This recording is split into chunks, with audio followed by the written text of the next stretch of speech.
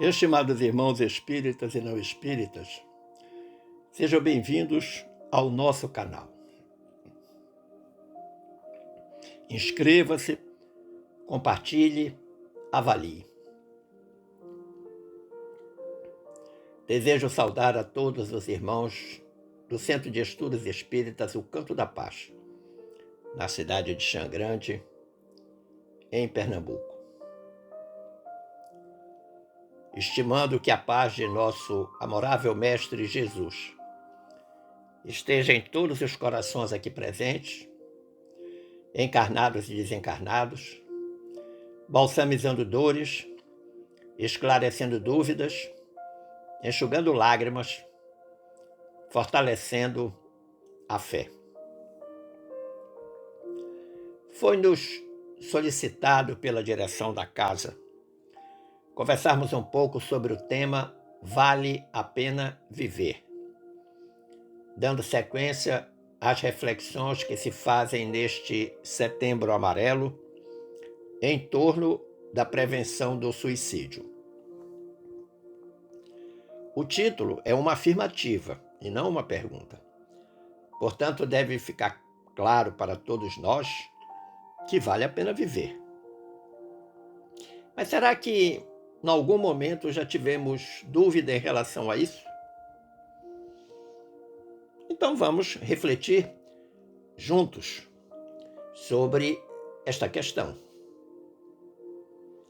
Para começar, 4 indagações que povoam a mente de muitos mundo afora. Muitos se perguntam: quem sou eu?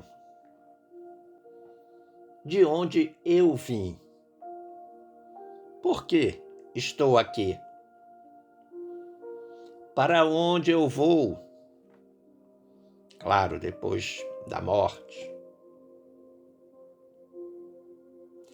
Essas, sem dúvida, são perguntas cujas respostas são essenciais para o indivíduo deixar de ser passageiro do mundo imediato e se transformar em agente consciente e consequente do seu processo de vida.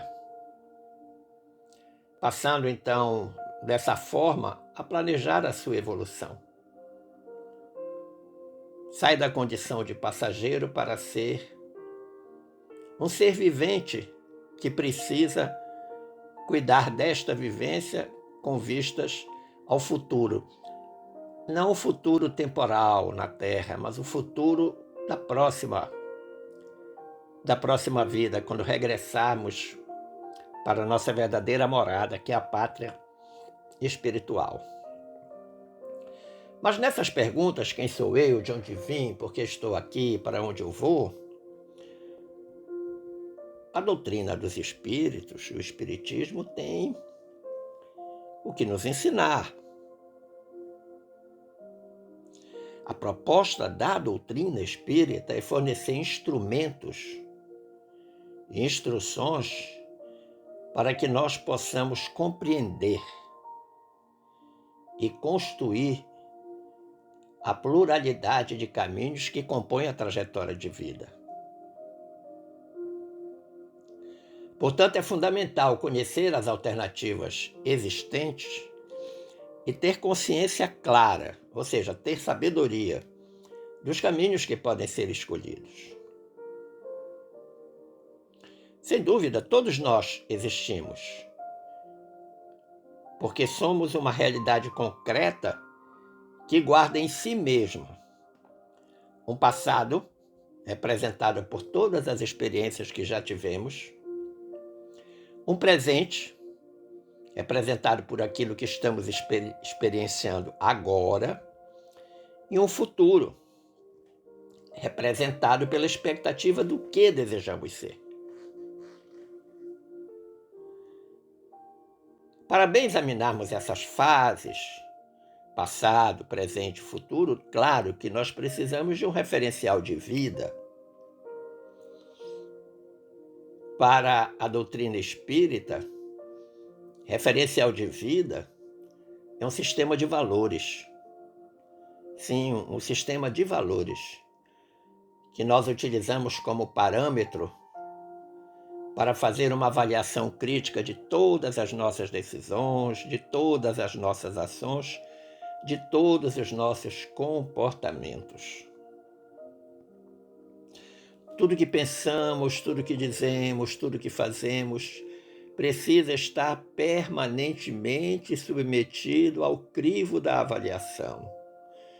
E evidentemente que nós temos que ter um referencial para fazer essa avaliação. E esse referencial é o famoso sistema de valores, que a doutrina espírita, inclusive, nos ajuda a construir. De acordo com a Sociedade Brasileira de Estudos Espíritas, cada existência é uma viagem que o espírito faz a várias culturas, a vários lugares, momentos, situações, desafios, funções e oportunidades. Esse é o patrimônio de experiências que todo espírito carrega consigo e que pode ser chamado de sistema referencial. Tudo que por mim foi vivido, enquanto espírito desencarnado, enquanto alma encarnada, é o meu sistema referencial, é o meu sistema de referências. Agora você poderia perguntar: qual o grande objetivo da vida? Sem dúvida que é a evolução. É a resposta. É a evolução. Mas aqui eu queria fazer uma distinção. Vida é a do espírito, imortal segundo a vontade divina. Existência é a fração de tempo que dura o corpo físico, perecível e temporário. Como a evolução é um processo, a vida é necessariamente aberta, portanto não há destino. Há um acontecer permanente. A história, a trajetória de vida é construída por cada um de nós ao desenvolvermos os nossos potenciais e superarmos todos os limites que nos são impostos durante a existência. A nossa trajetória de vida é isso. A vida não se faz exclusivamente a existência de vitórias.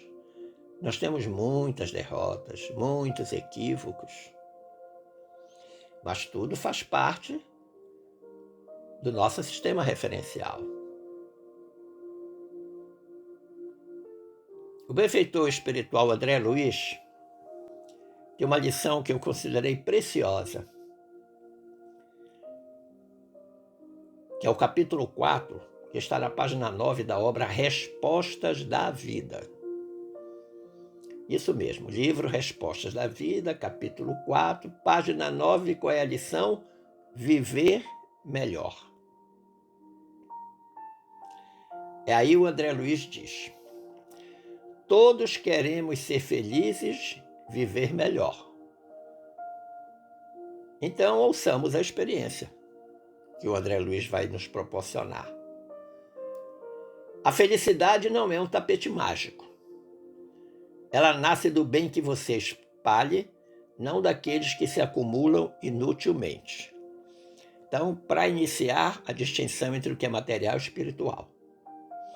Muitas vezes a nossa felicidade está ancorada nas coisas materiais. E que ele diz que se acumula inutilmente, quando na realidade não é. A felicidade está nas coisas espirituais, nas grandes conquistas espirituais que cada um de nós promove em si mesmo.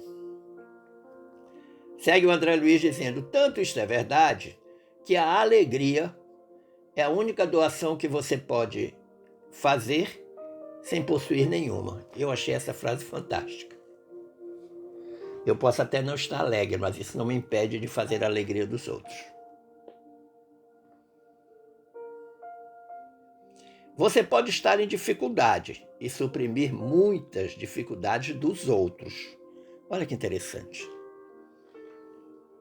O fato de eu estar em dificuldade não me impede de ajudar as outras pessoas a superar as suas dificuldades.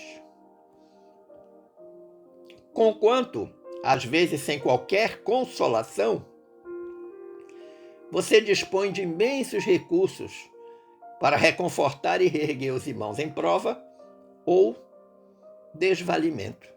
Olha que interessante.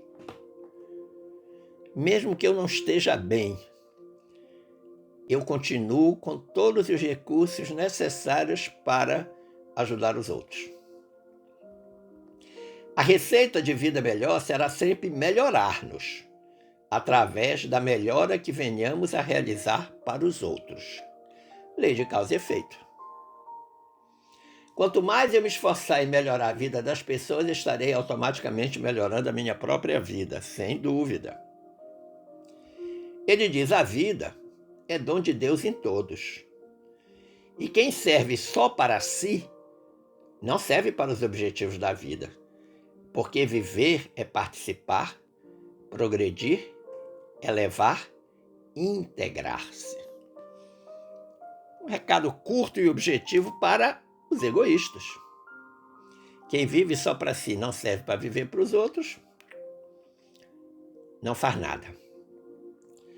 Diz o André: se aspiramos a viver melhor, escolhamos o lugar de servir na causa do bem de todos.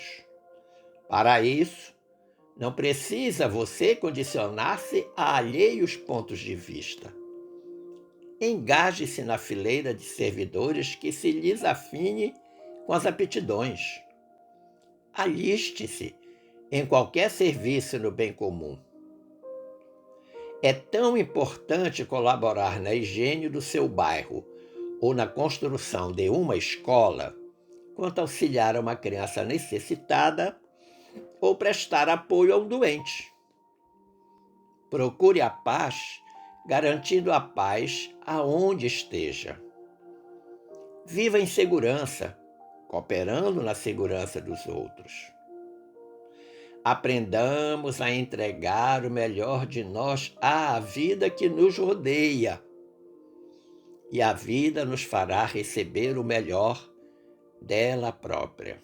Novamente, causa e efeito. Seja feliz fazendo os outros felizes. Saia de você mesmo ao encontro dos outros, mas não resmungue nem se queixe contra ninguém. E os outros nos farão encontrar Deus. Não julgue que semelhante instrução seja assunto unicamente para você, que ainda se acha na terra. Se você acredita que os chamados mortos estão em paz gratuita, engano seu. Porque os mortos, se quiserem paz, que aprendam a sair de si mesmos e a servirem também. Simplesmente fantástica essa colaboração de André Luiz lá na obra Respostas da Vida. E esse último parágrafo é fenomenal.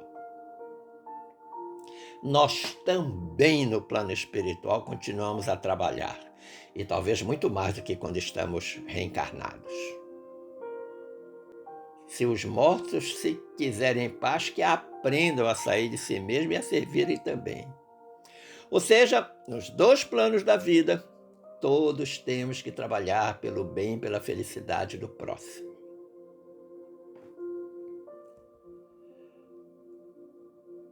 Mas esse mesmo André Luiz, numa outra obra que eu consultei, chamada Opinião Espírita, lá no capítulo 35, o título dele é Saber Viver. Eu achei cinco frases muito interessantes e pertinentes a essa nossa reflexão sobre vale a pena viver. André Luiz diz: toda existência tem objetivos específicos. Você concorda? Está consciente disso? É para responder o lá por que estou aqui, né? Por que é que eu estou aqui agora? Por que é que eu estou nesta família? Por que é que eu tenho essa profissão? Por que é que eu trabalho neste lugar? Por que é que eu frequento esta casa espírita? Por que é que eu estou morando nesta cidade? Porque eu casei com esta pessoa? Porque eu tive tantos filhos, X, Y, Z. Por quê? Porque existem objetivos específicos para cada circunstância dessa que nós deveremos cumprir nessa existência. Diz o André Luiz, a ação construtiva que surge para ser feita agora não deve ser adiada. Ele está mandando dizer para a gente assim, não perca a oportunidade de progredir. Não perca a oportunidade de evoluir. E ele está chamando a ação construtiva, aquela que edificará em nós mesmos a nossa santidade, a nossa melhoria, a nossa perfeição, a nossa evolução. A tua carteira de identidade só vale para a presente encarnação. Achei ótima essa colocação dele. Cada reencarnação é um momento específico. Mesmo que nós tenhamos reencontrado afetos e desafetos de encarnações anteriores. Mas esta existência que eu estou como Nelson, a minha identidade como Nelson, só vale para ela. O Espiritismo ensinar-te-á, diz o André Luiz, como viver proveitosamente. Opa! Está nos dando uma dica. Estudemos o Espiritismo, estudemos a doutrina. Em plenitude de alegria e paz, ante o determinismo da evolução. Chamou minha atenção esse aspecto dele falar sobre o determinismo da evolução. Da evolução ninguém foge. O tempo que ela vai demorar, bom, depende de cada um de nós. Do esforço de cada um de nós. E aí ele encerra dizendo, viver por viver, todos vivem. O essencial é saber viver. Saber viver. E aí eu lembrei de uma música do grupo musical Titãs. Qual é o título da música? É preciso saber viver. E tem uma estrofe lá da música que diz assim, quem espera que a vida seja feita de ilusão pode até ficar maluco ou morrer na solidão. É preciso ter cuidado para mais tarde não sofrer. É preciso saber viver. Essa primeira parte está dizendo para nós que existe uma lei de causa e efeito, que a gente preste muita atenção no que está fazendo. Está dizendo que é preciso ter cuidado para mais tarde não sofrer nesta existência, não sofrer no plano espiritual quando regressar. Mas aí os titãs prosseguem dizendo, toda pedra no caminho você pode retirar. Ou seja, todas as dificuldades que se apresentam para nós podemos superar. Numa flor que tem espinhos, você pode se arranhar. Eu só me arranho se eu for segurar a flor que tem espinho. Se eu passar desatentamente pelos espinhos. Eu só me arranharei nos espinhos da vida se eu não tiver prudência, sabedoria, inteligência, mas acima de tudo, conhecimento do Evangelho de Jesus. E aí eles encerram a primeira estrofe dizendo, se o bem e o mal existem, você pode escolher. É preciso saber viver. Livre-arbítrio. Capacidade de escolha de cada um de nós. O bem e o mal existem, sim. O mal é criação humana, o bem é criação divina. Agora eu posso escolher qual é o caminho que eu quero seguir. Se eu escolher o caminho do bem, saberei viver bem. Se eu escolher o caminho do mal, viverei mal. Não pode ser diferente. E quando as coisas não dão certo, como é que nós reagimos? Sim, porque nós temos muitas expectativas, fazemos muito planejamento, às vezes nem fazemos. Uns vão vivendo atabalhoadamente, outros vão vivendo com planejamento, fazendo as coisas certinhas. Mas às vezes, apesar de todo o planejamento, de todos os cuidados, a coisa não dá certo. E aí, qual é a reação que a gente tem? Fui então na obra Aulas da Vida, do benfeitor Emmanuel com o médium Chico Xavier. Porque lá no Aulas da Vida, no capítulo 13, que se denomina Aflições Excedentes, ensina-nos o benfeitor espiritual. Escolhi 2 frases que servem para responder aquela pergunta que eu fiz. Quando as coisas não dão certo, como reagimos? O Emmanuel diz: diante da orientação espírita que te esclarece, não te afastes da lógica, a fim de que não te gastes sem proveito, embaraçando o orçamento das próprias forças com aborrecimentos inúteis. O que é que ele está mandando dizer para a gente? Não perca tempo com coisas pequenas. Não se perturbe com circunstâncias adversas. Não gasta sem proveito a sua força. A força que a gente gasta hoje com algo que não merece, nós vamos precisar dessa força lá na frente para algo mais importante e não teremos.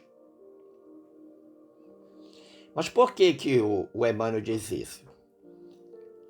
Porque ele diz assim: é que por toda parte transitam portadores de aflições excedentes. Não satisfeitos com a responsabilidade que a existência lhes impõe, amontoam cargas de sofrimentos imaginários. Olha que interessante. Ele está dizendo assim: olha, você já tem tantas dificuldades, tantas coisas para resolver na sua vida, com a família, com o seu trabalho, com a sua saúde, com a casa espírita que você frequenta e trabalha, com tudo que você faz. Você tem um monte de responsabilidade. E você ainda vai ficar pensando em abobrinhas, criando dificuldades imaginárias, usando aí uma expressão popular, vendo o chifre em cabeça de cavalo.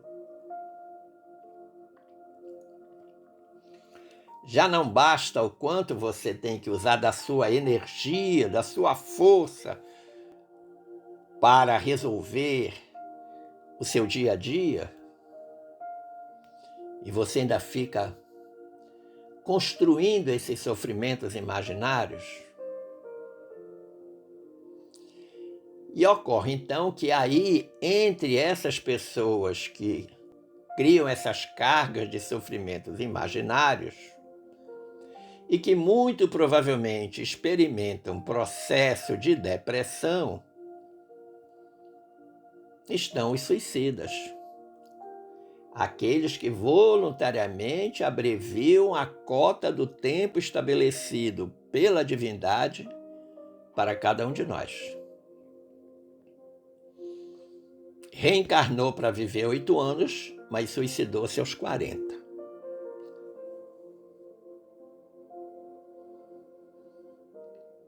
Agora, ninguém acorda, bota o pé no chão com a ideia: hoje eu vou me suicidar. Não é assim que funciona. Há um longo processo por trás disso.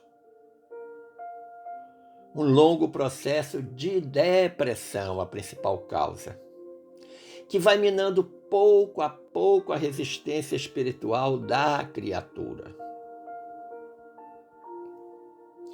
Por isso que Chico Xavier, no seu livro O Evangelho de Chico Xavier, o próprio encarnado, lá na lição 289, sobre a depressão, ele faz um alerta importante para todos nós.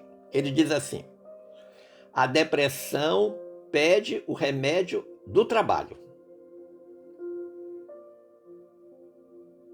A pessoa triste necessita ser incentivada para as pequeninas tarefas que consiga executar. Olha que interessante essa primeira parte da observação, do aconselhamento do Chico.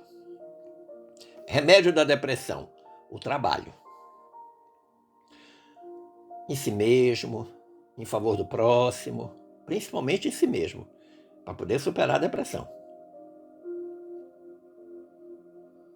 E ele diz, o Chico, que a pessoa triste, porque a tristeza é uma característica das pessoas deprimidas, nós temos que trazer ela para fazer coisas ainda que pequenas, para que elas se sintam úteis.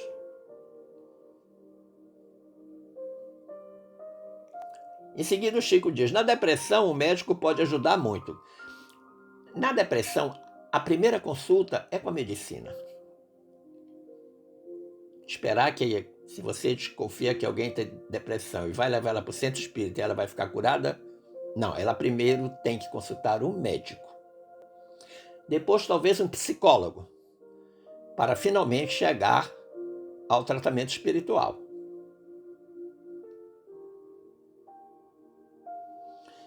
Na depressão, o médico pode ajudar muito, mas, aí ele coloca uma condição adversativa, se o deprimido não estiver disposto a se ajudar, aí ele deixa uma interrogação.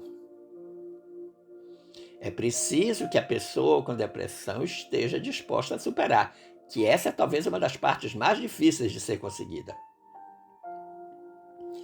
E aí o Chico diz, quem sofre de depressão deve fugir da cama, do sofá. Faça qualquer coisa, ore, tenha confiança em Deus.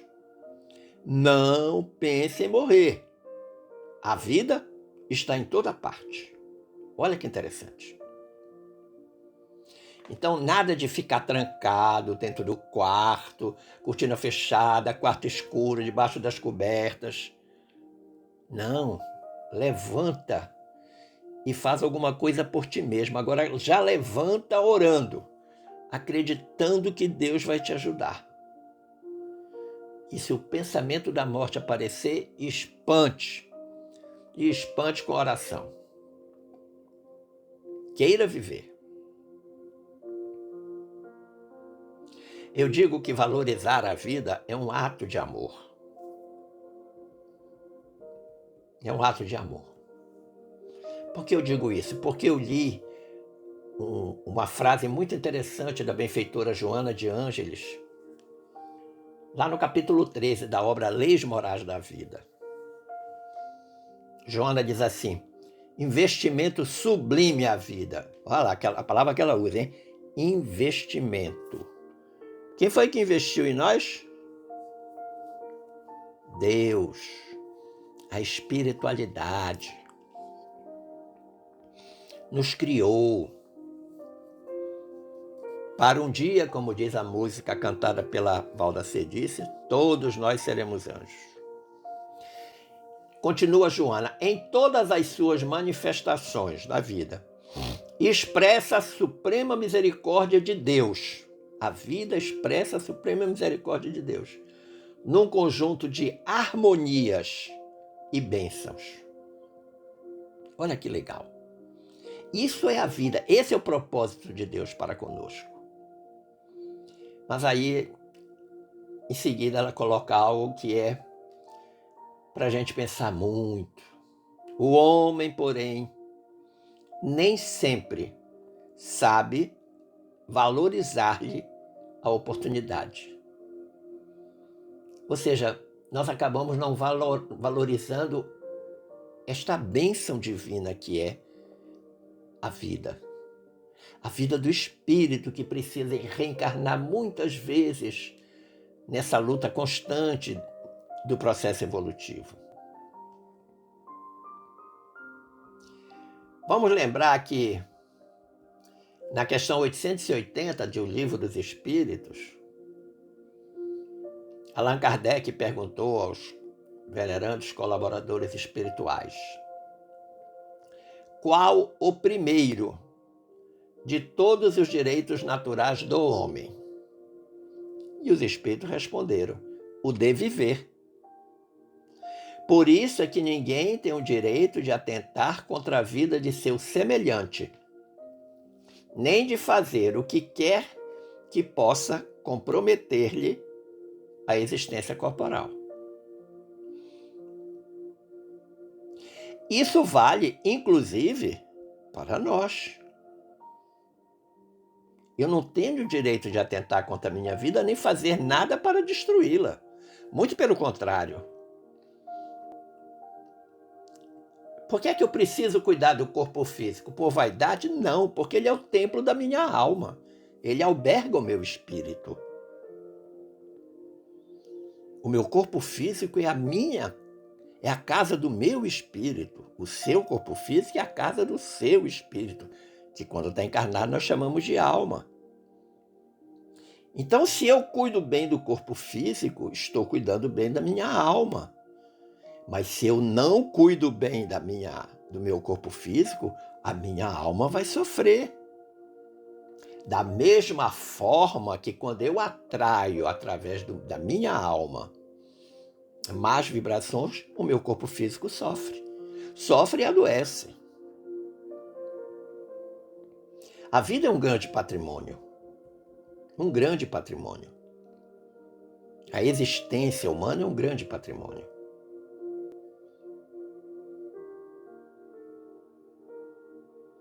Valorizar a vida é um ato de amor, porque, como diz o espírito Elvira Luciani, lá numa obra chamada Receitas de Amor e Paz, o espírito Elvira Luciani define o amor de uma forma extraordinária, tanto quanto Joana de Ângeles,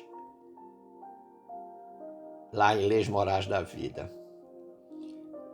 O espírito Elvira Luciani diz: amor é força inexaurível a sustentar-nos nos tropeços e a guiar-nos nas penosas trilhas de nosso aperfeiçoamento. Olha que interessante. Se nós não tivermos uma grande dose de amor por nós, dentro de nós, como é que a gente vai fazer quando cair? Onde iremos buscar forças para soerguer-nos? Quanto mais nós amarmos a nós mesmos e ao nosso próximo, mais facilidade nós teremos para enfrentar as dificuldades no que o espírito Elvira chamou de penosas trilhas do nosso aperfeiçoamento. Se você tiver oportunidade, leia esse livro, Receitas de Amor e Paz. O espírito Elvira Luciani.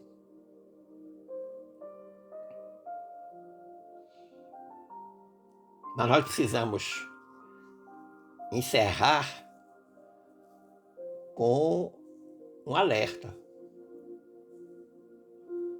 É oportuno observar que todos os atritos, conflitos, provações, aflições, dificuldades, embaraços são criações nossas na criação de Deus, que somos nós mesmos.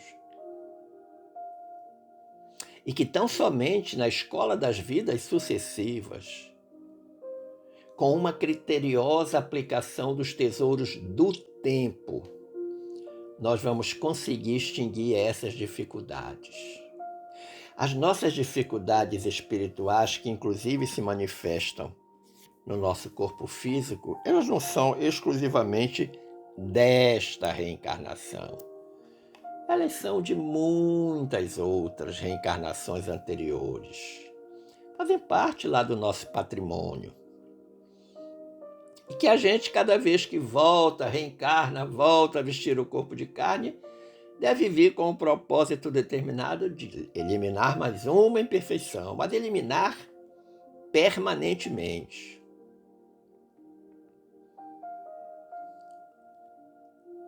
E para isso a gente tem obtido da parte de Deus o benefício da reencarnação. cuja finalidade fundamental, precípua, é a da evolução. Vale a pena viver? Sim, vale. Porque é a única oportunidade que nós temos de progredir, de melhorar o nosso espírito. Até um dia em que nós não precisaremos mais vestir o corpo de carne, reencarnar, porque teremos atingido um estágio de pureza espiritual que não mais necessita da experiência reencarnatória. Esperando ter contribuído para o entendimento desse tema, eu agradeço a atenção e as boas vibrações dispensadas, desejando que fiquemos todos em paz com Jesus. Um forte abraço.